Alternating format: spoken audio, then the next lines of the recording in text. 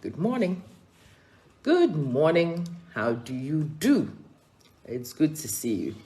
All right. This morning, I am going to bang out a big one too. This is a story that I could have done with many people as case studies. It's just somebody has sent this to me, and I am going to show you this story. Most people will remember this boy. Some of you may not. Don't worry. So this is an article which was in Rolling Stone's magazine, but it shows this boy, Greyson. This is his name, Greyson. Okay. Greyson was a boy who went to showbiz quite early because he was discovered by Ellen DeGeneres, and he says he was completely abandoned. Greyson Chance is finally ready to talk about Ellen. He went viral at 12 and shot to fame with the help of Ellen DeGeneres. Now 25, singer opens up for the first time about how he's never met someone more manipulative, more self-centered, and more blatantly opportunistic than Ellen. Interesting. Let you meet who is more manipulative, more self-centered, more blatantly opportunistic, me. And you are even more blatantly opportunistic, more self-centered, and more manipulative. All of us fit that same bill. Okay? Each one of us for ourselves and God for us all. This is the very simple understanding that most people need to come to so that we don't end up with stories like this in the press. Okay? So those of you who fancy yourself doing business with me, please know that I am incredibly manipulative. I am very, very self-centered, and I am blatantly opportunistic because me, a hungry woman. I will not be doing business to favor you whilst me, I hit my lips against a rock and lick the blood. It doesn't happen. And in fact, that's how most people operate. Very few people are willing to put it out here in the open.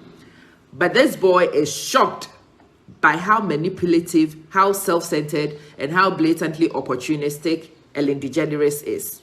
We're going to continue reading, and then I will tell you my views. Greyson Chance and I were sitting in a Hollywood Hills home of producer whoever. The quaint spot is where Chance, 25-year-old musician who got his start on Ellen's show as a twin actually, stays when he visits LA from Oklahoma, where he owns a home. A place is typically filled with boisterous energy of the artists McLaughlin works with. Okay. But today, the room is still filled with only palpable nervous energy of a musician unsure of how to start a conversation he's been wanting to have for more than 5 years. I figured we could start with this, Chance says, queuing up the emotional video for his latest single, My Dying Spirit. I am barely on my feet, mama, he sings over haunting piano. I am barely holding on by a thread. It's the only visual he's dropping for Palladium, his recently released new album. Blah, de blah, de blah. You know, all these things about the rest. Okay, so let's go back to the basic story. This is when he came on Ellen the first time. He took his first ever plane ride to appear on the Ellen show, where he says DeGeneres presented herself as a guardian and a mentor to Chance and his mother. How convenient. I remember her pulling my mom aside and saying, you are never going to have to work again a day in your life. To Chance, he recalls she'd say, I'm going to protect you. I'm going to be here for you. I'm going to be doing, yes, we are going to be doing this together. She couldn't have done it for this boy. She could do it together with them. But by the time Chance got to Ellen the day after his arrival in LA, the celebrated TV host who preached about kindness and had already conquered daytime television, hitting all-time highs in her show ratings. So she had become popular on her own right without this boy. Yeah? One of the reasons why her show was doing well was because she found incredible people. If you were trending, if you went viral, she brought you to the show. That has been the script for Ellen's show. Well, she brought you to the show not because she wanted really to showcase you. She brings you to her show so that her show has a reputation for showing the trendiest people and so on. All right. She had started a judging gig on American Idol and branched out into previously unexplored entertainment avenue, the music business. The viral paparazzi kid was the perfect start. After interviewing Chance on her show, DeGeneres gifted the singer 10,000. Listen to all these things and then listen to what I've got to say. So they came to her show. She never met them before. But she gave them 10,000 US dollars for doing no work for her. She bought a new piano for them. And inspired by his prestigious talent, she co-created 1111, a record label that was distributed by Interscope, Giffen AM Records, and signed him as her first act. It was her chance, as Variety put it, at out-BBing the Bieber, the biggest teen pop star at the time. Okay, so Justin Bieber was being Justin Bieber. Ellen found this boy, and he was going to be her answer to Justin Bieber. Listen, I beg you, listen carefully. DeGeneres got Chance high-profile managers. He got Troy Carter. Troy Carter was one of his managers, and Guy Osiri, who worked with Lady Gaga and Madonna. I mean, you don't get bigger managers than that. She helped him get a deal with WME for a booking agent. She got him a publicist. She got him a brand agent. Put simply by Chance's mom, it was a big explosion. She did this when these people are the same people telling the story. I want you to hear carefully. This is not Ellen saying, I did this, I did this, I did this. And I'm not the greatest Ellen DeGeneres fan, just so you know. Okay? Ellen is a funny character. Ellen is not somebody I will give my son to anytime soon. I will never send my son to work with Ellen because I look at Ellen and I'm not sure about how a lot of things sit with Ellen. If my son had talent and I wanted my son to be working with Ellen DeGeneres, I will be like that in the deal. In fact, I will not let Ellen speak to my son. If Ellen wanted to speak to somebody about a deal, she will be speaking to me. I am his mama. I am his mama bear. I am the one who protects him. I don't give my son up to people and then turn around and say people haven't protected him. People don't owe your son any loyalty. People don't owe your son any protection. This story is not different from the children who used to go to Michael Jackson's Neverland Ranch. There were many, many people who sent their young sons to Neverland for stayovers. When the children were staying over at Neverland, where the hell were the parents? What were these parents actually thinking would be happening in Neverland? Why will a reasonable, sane person be sending your child, even if your child is mentored by this guy? My children don't sleep in their mentors' homes. Huh? Is it necessary for your children to be sleeping in their mentors' homes? And if that was necessary, I will be sharing that bed with my son. If you brought your Vaseline anywhere near that bed, you will come and meet me. The same stories come from Neverland. The same stories come from places where people send their children to characters because they find it convenient and they think these characters will help them. And the characters will pay for this. And sometimes the characters pay for these things, but you don't ask yourself why these people pay. People don't ask these questions, so we just send children to Neverland. We send them to Ellen. Ellen says she will work. Ellen says I will never work in my life again. So because Ellen says you will never work in your life again, you cross your legs, you fold your arms, and you sit and wait. Now tell me, I'm asking you, how many of you will send your sons to Michael Jackson's ranch? Michael is never inviting your daughters. He's only inviting your sons to come for stayovers in Neverland. Anyway, let's continue the story. I might as well do justice to this one. With DeGeneres leading the way, Chance first released a mini EP in October 2010, 5 months after signing with her. So it's not that Ellen was not doing what she was supposed to do. Ellen was actually doing what she was supposed to do. She got him the high-profile managers and the publicist and the whoever. Chance says that the TV host was always a phone call or dinner date away. As Chance increased his touring schedule, performing in Canada, Paris, London, and across the US, DeGeneres increasingly became really invested in the singer. Of course, he is paying for all these blooming things. Her money is now locked in you. What the hell was he thinking? And what was his parents thinking? That she couldn't be invested? All she would do is just pay, say here. But also, she also became domineering and way too controlling. What the hell is domineering and what the hell is too controlling? When a person is single-handedly funding everything else. You and your mother were not paying for Jack. This woman is paying for all these things. Where the hell does she know you from? And what the hell makes people think that they are entitled to other people's earnings and money and time, and these people do not have a say in what happens to you?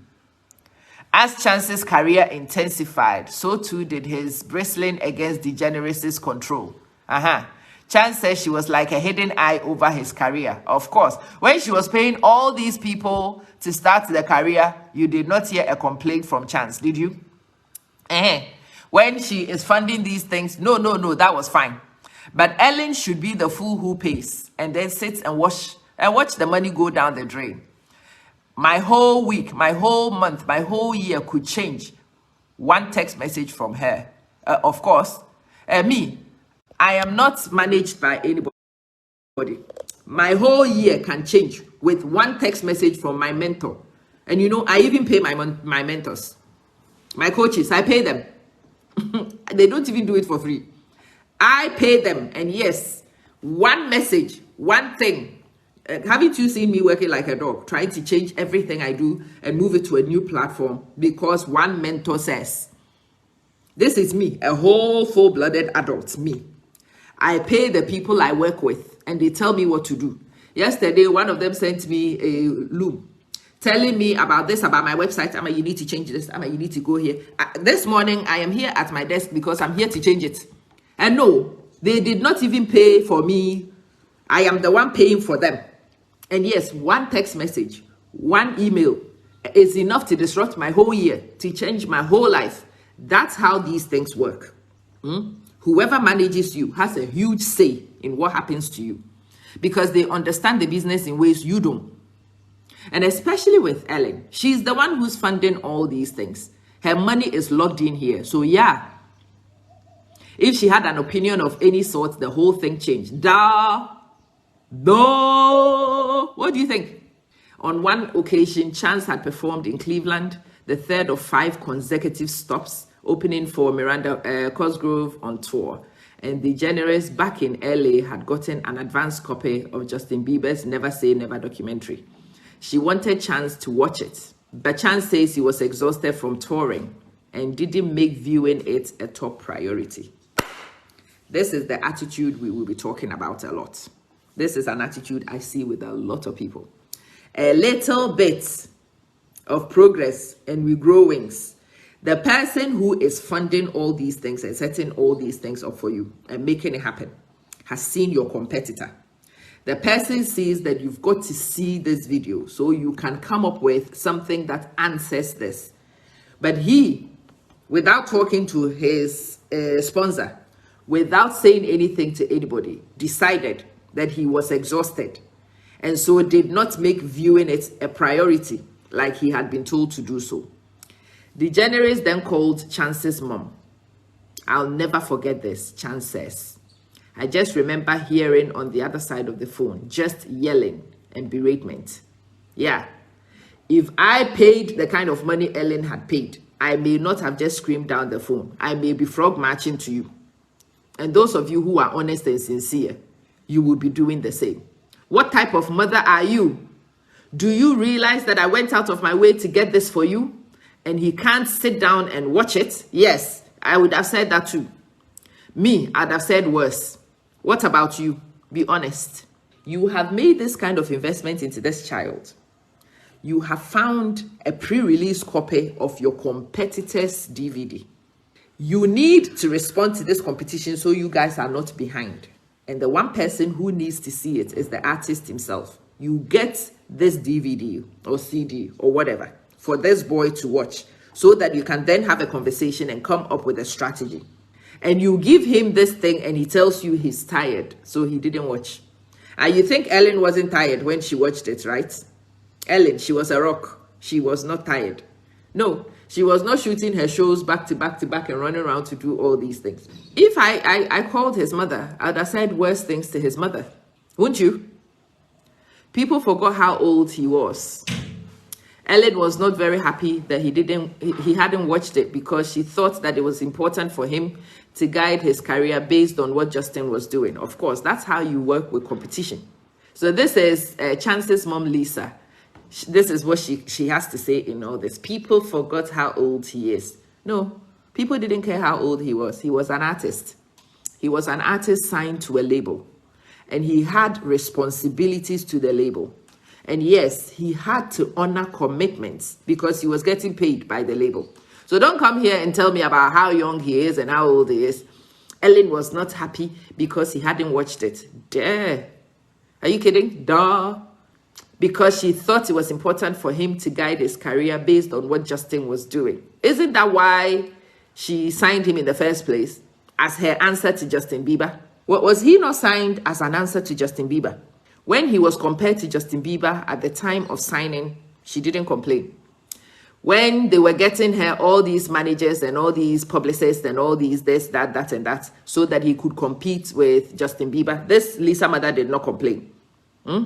But now that they've taken the 10,000 and the piano and the this and the this, and it's all kicking off, she is now here talking about how old her child is. I don't remember exactly what she said, but she was berating. Then Greyson says, DeGeneres asked to speak to the singer. Disappointed isn't even remotely what I'm feeling right now, she said.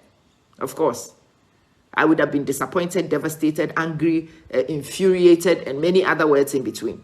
Through a rep, DeGeneres declined to comment on Rolling Stone's detailed list of questions about Chance's allegations. After Chance's tour with Cosgrove, he immediately hit the road and co-headlined a tour with fellow teen heartthrob Cody Simpson to close 2011. The following year, he went on tour in Asia, where he gained a significant following. He also appeared on Fox's Raising Hope, expanding his career possibilities. Chance would finish 14 to 16-hour days, balancing tours, press, and music recording as much as an adult. He traveled with a teacher. Again, listen carefully. They got him a teacher. Hey, he traveled with a teacher. So who paid the teacher? Definitely not Chance or his mom. He traveled with a teacher, but management will sometimes pull her aside and be like, what can we do for you so he can still do this interview and these shows? Of course, the interview and the shows were definitely the priority. That's why he didn't go to normal school. That's why they got him a private teacher. And yes, that teacher needed to be flexible around what brought in the buck. I'm saying this to a lot of you so you understand how your children becoming professionals, your children getting contracts. My daughter, 8-9 years ago-ish, was one of the kids who auditioned for the Lion King production. And she got into the very final stages of the selection. I had supported this thing all the way through until we got to the final stages. And then the production company began to share what was required with me.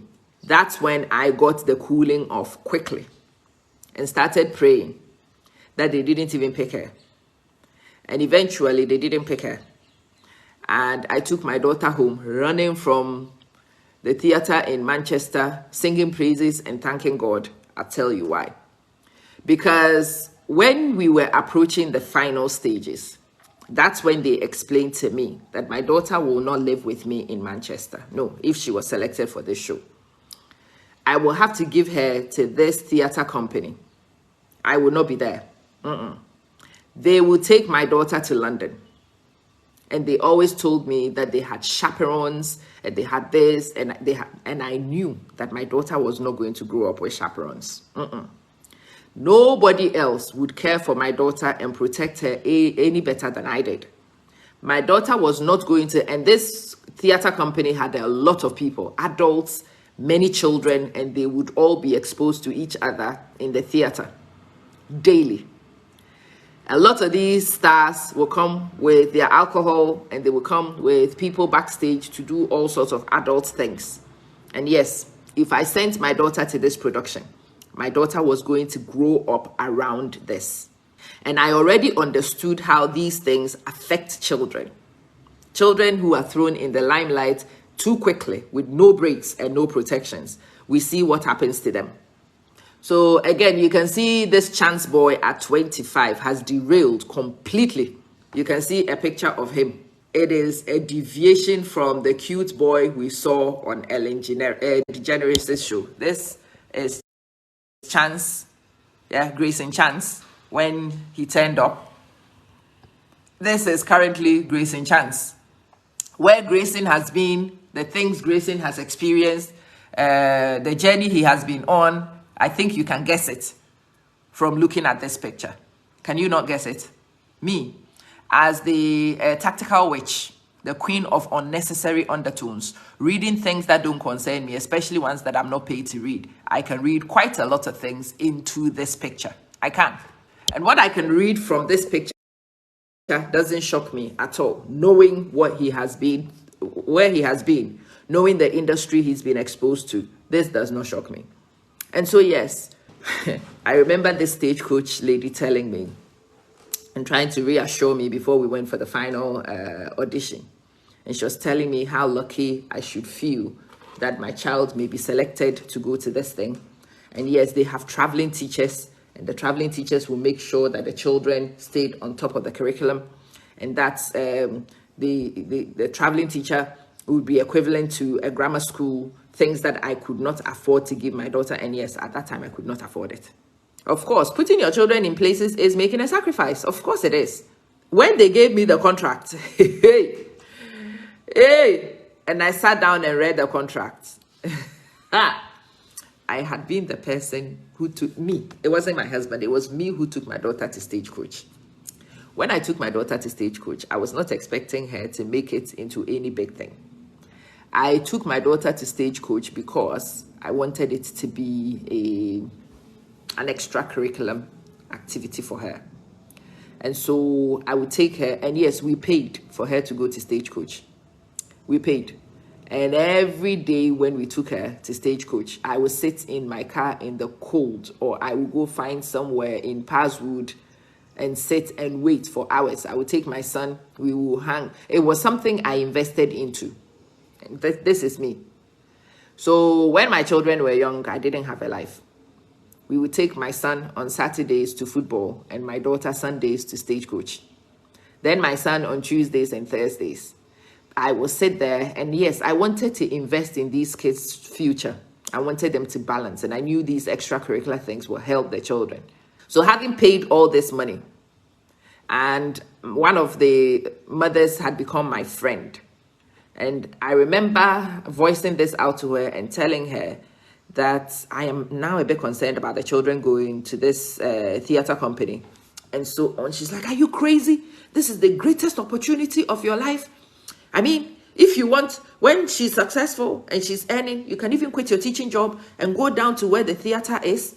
And then you can be monitoring and seeing her, you know, yeah, all you have to do, you can quit your job. The money they'll be paying this girl will be enough to feed everybody. And I'm like, hey, very nice. But me, I don't feed off a child's earning.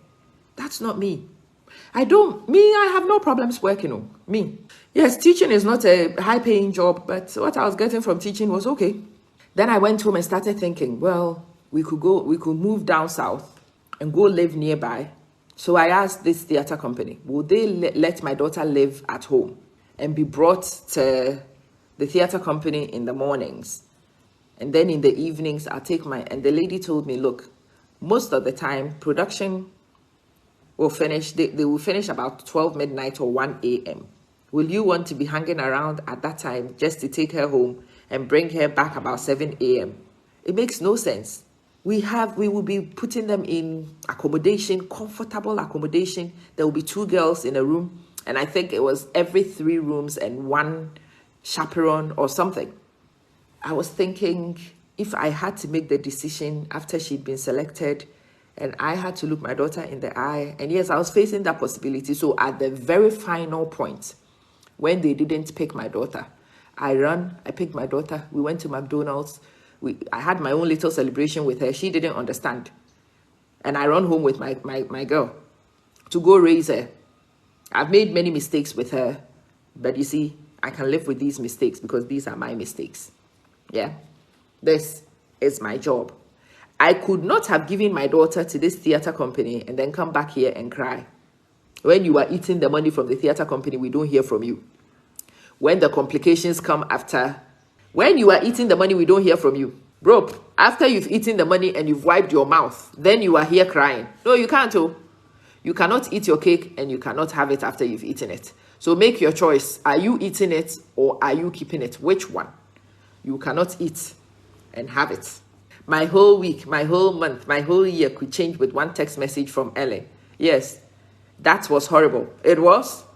My whole life can change with one message from somebody.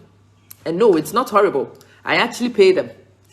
I was listening to one of them evaluate my website yesterday, telling me about this and telling me about this. In fact, this person is busy telling me which of my courses I should focus on to market, because that's his job. He understands and he's telling me. And yes, I will end up listening. Yes, you have to be humble at some point on this life's journey, you know. Reason says, what type of question is that? Do you want to wait around? I would have said I already waited 9 months to meet her, so I think I would wait for her to get off work. I don't even know. But in this conversation with this lady, I realized, actually, this was the truth. Stagecoach, the company, is not the theater company. Stagecoach is a training ground for these actors and actresses. And yes, if my daughter made it through to the final selection, Stagecoach would have been paid a good amount of money. One of the girls from our place went through finally. She was a good Stagecoach setup. She trained the girls very well, or the kids very well. But I realized at that point, the Stagecoach lady was not really thinking about my daughter's future. No, the Stagecoach lady was thinking about her commission, how much money she was going to make for bringing a star to this theater company. And yes, they would have paid my daughter to sign her on, but they would have also paid the Stagecoach. And so the Stagecoach woman had become very forceful. So that if my daughter had been selected and I was going to refuse to do it, the kind of pressure that woman would have given me. But I had paid my school fees for my daughter too, you know. It's not like she had been studying for free. She had paid all her subscriptions. Yeah. Yeah, of course, they wanted to separate the child so they could do whatever they wanted. They wanted you out of the scene. And yes, there was a full contract of you signing everything, you know. When I saw the pre-contract, I'm like, damn, this is the pre. I do not want to see the final contract. Hey? So this child would be performing every evening from about 6 to midnight, 6 hours every day. I think there was one day a week they didn't have a show on. And so I was thinking, well, if they finish at midnight, they probably will get in the house by 2 a.m. A child needs a good 10 to 12 hours sleep. Was my daughter going to end up having 10 to 12 hours sleep? When will they wake up? When will they do school? When can she be a kid and just run around and not do anything? When can she sit and watch Dora the Explorer? When can she do these things? And I realized it just couldn't work. She was not going to get the number of hours of sleep that she needed. And so this kid would have gone through and become something else. I would have been eating the money quietly. You people will not have heard from me. No. Until it finally got to a point where my own decisions were back here with their ramifications and I would be here screaming. So let's go back to the story of Greyson. So it says Chance's mom takes a more nuanced view of DeGeneres' role in Chance's career. I think that Ellen is a business. You think? You were an idiot if you didn't realize Ellen was a businesswoman. That's what Ellen is, a businesswoman. And if something isn't trending the way she wants it to, she's going to put an end to it because it's business for her. I mean, what else did you want it to be? This kid is not a kid. She's doing business, of course. She tells Rolling Stone, it's not warm and fuzzy. Who says life is warm and fuzzy? This is when I find people stupid, you know, if you think life is warm and fuzzy. I don't think she invited people to be part of her life or take someone under her wing like she did if she didn't want to see something come out of it. People, I want some of you to understand, because I know a lot of you fancy your children becoming singers, becoming footballers, becoming actors and whatnot. And a lot of people don't understand what child stardom, I mean adult stardom. Most of the adults who are stars are into drugs. Don't you know?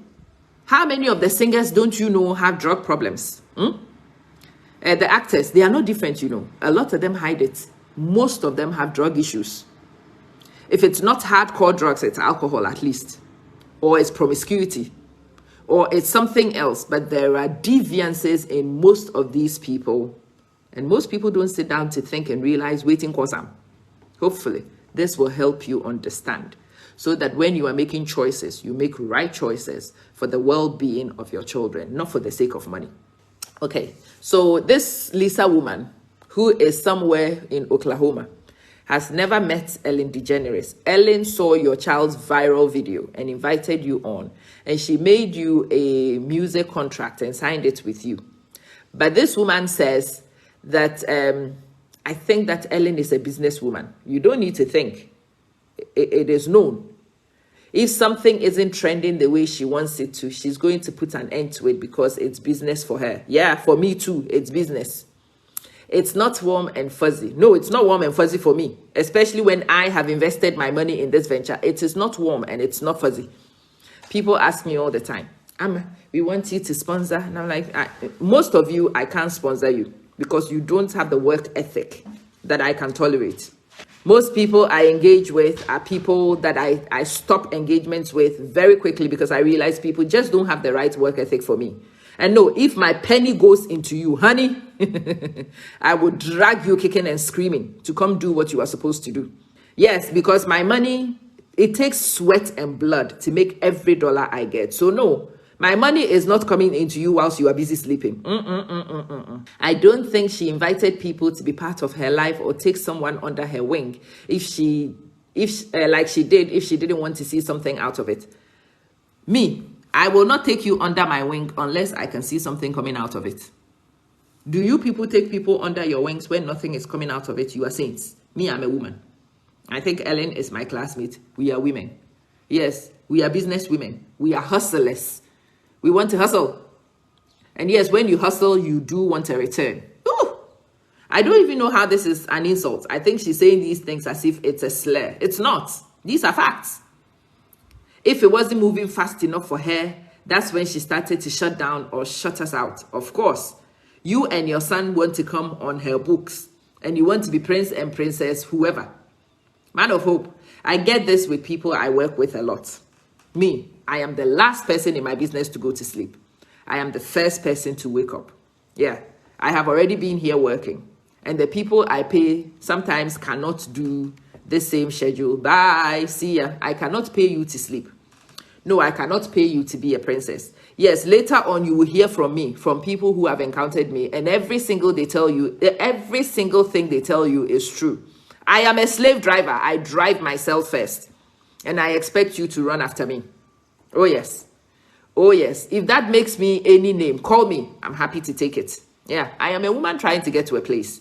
No, I'm not a charity.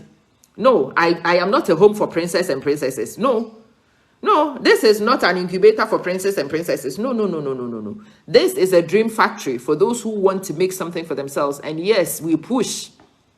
I don't have patience for foolishness. I don't.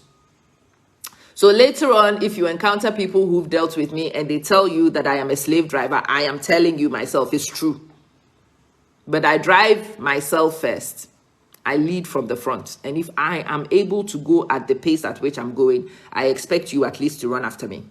No, you cannot be sitting and... yeah, I remember having a housemaid. And when I interviewed her, I asked her, what did you apply for?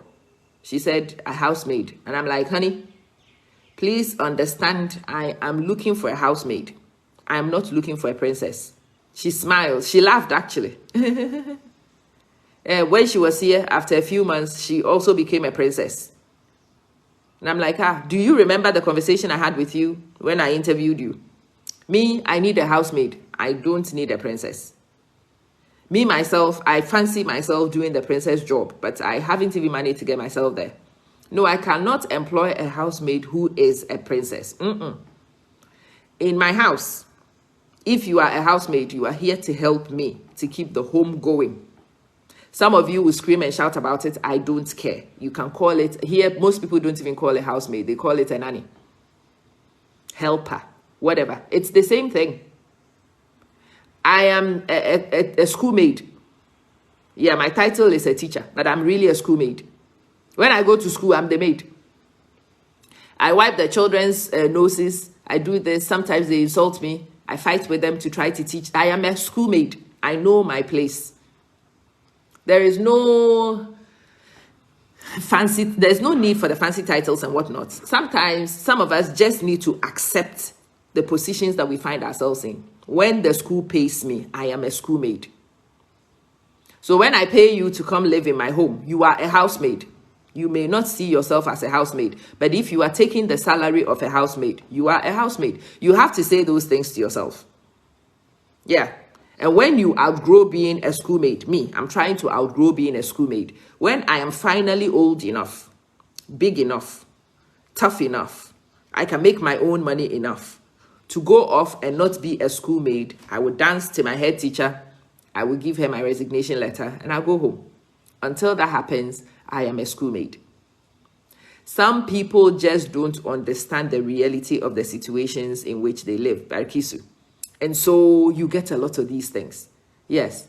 There was a particular girl I worked with for a while. I called her and I said to her, we can't do this because you are not a suitable candidate for a housemaid job. You don't have the attitude. You don't have the skills. You do not have, you should be a princess. So you should really go find a place where you can do a better job. You need to go and invest in some skills so that you can do those. I hear this from a lot of people. And my madam is making me work. See, no, not my housemate. Oh, I don't have housemates. No, I cannot have a housemate. It's too stressful. No, what I need is help. So no, see, no. I'm looking for a housemaid. If you can be a housemaid, come talk to me. Not housemate. I see somebody is already angry. You can bend the sea. There are certain facts that need to be told about this life. And I think a lot of people stopped telling these facts to a lot of people. So most people don't understand some of these facts on the ground. And so the few people who are willing to speak it, you are demonized, me in particular. Yeah. When I am working with people, especially when I am out and about doing things, they will tell you, I never stop.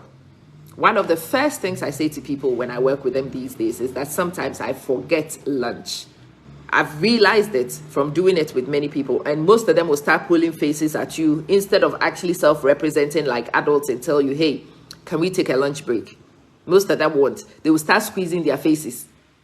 Me, I have no time for princesses in my system. Me, myself, I'm not a princess. I am a maid in my life. So if you are with me, especially if I'm working with you, you better be ready to also roll your sleeves. So she says the way it was portrayed was she was going to be working with you every step of the way. And it's going to be amazing. And for me, growing up with a family with very little money, you put your trust in her and she really let us down. Your own family could not make enough money to feed you. You were not disappointed with them. Roving. Your own family could not provide all the things you want in this relationship. But a stranger who wants to manage you as a business manager was not able to. And the nonsense the person is actually, as one growing up in a family with very little money, did she take money from your family? Is she the one who made your family poor? Some of these questions are tough to answer, but they need to be answered, you know. She kind of dug her heels in and was like, that's not what I want to do. But the problem is she didn't really know how the business worked. She couldn't, and they were not disciplined. This is the problem. I remember talking to somebody a few years ago. It was somebody I wanted to mentor me. And you know what she said to me? One, she doesn't work with black people. And the kind of black people she works with are rich black people only. If she's going to make an exception to work with a black person, she works with black people. She doesn't take wild cards on, she said to me. And you know, Of course, I was scandalized at the time. I really was scandalized. I felt it was racism. And she read it from my face. And she said to me, no hard feelings, girl. No hard feelings. I don't know you. So what I'm saying can't be personal. But I'm telling you from the generals of what I know. Poor people have attitude problems that I cannot tolerate right now. I don't have time for. People from certain backgrounds, they come with airs and they come with expectations, especially black people, poor black people. And I'm looking at this woman like, hey, this is quite insulting. But you see, this is me, still a black girl, having gone full circle on this one. And recently, I was thinking, and I wanted to email her to say that I finally get what you were trying to say. Hey, poor people have airs. There are certain attitudes that's made you poor in the first place. We are the most entitled group of people, poor people. We are the most entitled. And no, the reason why most of us have not managed to dig ourselves out of the poverty we found ourselves in is the attitudes in the first place. We are poor often because of the attitudes. And no, most of us, and I was not ready to admit that at that time. I was devastated. I was so angry. I was so offended. I was shocked. And she said to me, you will understand one day. And you know what is sad? I actually do understand now what she meant. And she's right. I was not ready for her pace. I would not have been ready to make the sacrifices needed to go with her. She was already very successful. Now she is insane. She's a very well-known person. Oh, I cried. I cried. If I were to tell you who told me this, you would be shocked and stunned. But she was right. To make one decision, I would need to call a conference between my living ancestors and the ancestral spirits and get everybody from the village to come to a town hall meeting to do this, to do this. No, she was not ready for that. As her parting shot to me, she told me, she gave me a list of things that were my liabilities. And she told me that if I were able to work with my liabilities, she is not the person for me. That I might be able to find somebody else who was more patient, somebody else who was less advanced than she was at the time. And the person may be able to help me. And she was right. I found people who were willing to work with me. And because I was aware of the liability she gave me, it's something that has always framed my consideration of a lot of things. You have to be honest. Black girl, 2 children, boxed in with a career. I was not going to be able to go fast enough with her. And it's true. Poverty is of the mind. Black girl, married, 2 young children, career. And she told me point blank, what you need, what you really need is to be able to quit your job and to come with nothing and to be hungry so that the hunger can drive your progress. Can you do that? And I'm like, no. You still do need to hang on to your job. Yeah. When I need you to do things, your job will get in the way. Yeah. When you need to do things, your children will be a priority. Yeah. So you will choose with these things in mind, and I cannot afford any of those things. I have no time for that. You and I will drive each other crazy. So it's much better we didn't. And she sent me home. Took me a long time. But these days, I think I am old enough to be able to say that she was right. It was horrible, a call, but she was right. When you are yourself deeply entrenched in some of these situations, it's difficult for you to look in the mirror and see exactly where you stand. Other people may. And if they tell you, you will be upset. You will be upset. So yeah, Greyson and his mother thought that becoming a musician was going to be amazing. How many musicians do you know who tell you their life is amazing? The money is amazing. The fame is amazing. The process of making the money is not amazing. Look what has happened to Justin Bieber himself. So this Greyson boy was supposed to be the answer to Justin Bieber. Look at Bieber himself. The last time I saw Will and Jada Smith's son, my heart was broken. Jaden Smith, go look at him. Oh, look at his sister Willow too. Look at Willow. Those of you who fancy getting your children into fame early, I want to give you some examples. You must really be willing to fight before you can dig yourself out of the poverty mindsets. The poverty mindsets are crippling mindsets. They're a bit like HIV. They attack and destroy the very defense mechanisms that you need. Horrific. How many children do you know who are better known than Macaulay Culkin? How many people are better known than Macaulay? Let me show you one of the most stupid statements I read in this. Knowing that you are dealing with children and people's dreams, she says. That's serious, you know. It was upsetting. What these people don't have a minute to think about is that Ellen DeGeneres is also a person who has given them her money, who has invested her dreams, and had put her reputation on the line for them. And they were upset because Ellen did not what? So after the label dropped Chance, and they did, he was not performing. He was becoming a liability to the label. So after the label dropped him, he returned to Oklahoma. He finished online school, made occasional trips to Nashville and Los Angeles to still take a stab at music while adjusting to a life he had forgotten back home. When he got back, it was different. Members of Madeleine Godek, a childhood friend of Chance, who could tell that it had been hard on him coming back from... Oh, remembers. When he got back, it was different. Remembers Madeleine Godek, a childhood friend of Chance. You could tell that it had been hard on him coming back from all of that. And this is the problem. When you go to see the fame, and you are not able to stay with the fame, and the fame leaves you behind and you have to return back to ordinary life, it's difficult. Chance tried to avoid talking about his brush with stardom, and his friends, mostly his older siblings' friends, since he didn't attend a normal high school, would only ask him about it when he brought it up. You could tell that there was a letdown. I don't know who let him down though. I think the person who let him down the most was his mom and himself, really. But then, because Ellen was so horrible, he went back to the Ellen show, you know. Chance would return to the Ellen show to promote somewhere as an 18-year-old in 2015. So again, Ellen is so terrible that she had given him a chance at 12. I am just so proud of you. DeGeneres will tell Chance on TV. Backstage, though, he says the two didn't speak. When you go to somebody's TV show, again, I don't know about the rest of you if you've ever been on TV shows. You often don't even see the presenter until the last minute. It is the producers and everybody else who will talk to you, because it's actually not possible for the presenter to maintain all that conversation and still hang on to their train of thought.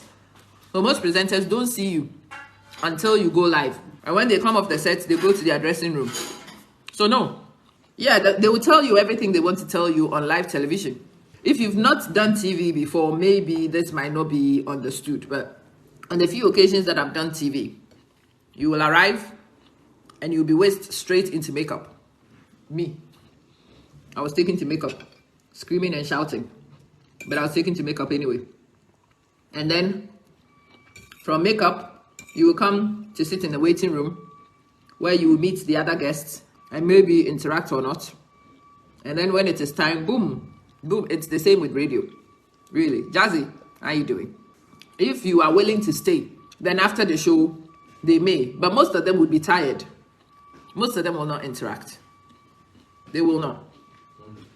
Again, the first time I did TV, Reason says every time people look at your son's stature because he is 6'1", at 12 years old, the first thing they say is, wow, he should play football or basketball. And I always reply, that's nice, but he's extremely smart with numbers and has a mind like an engineer, so you will continue to foster that in him. So if you die today, his way with math will take him further in life than sports. I mean, it's the same thing. My son plays football, but he is an intelligent boy who can also play football.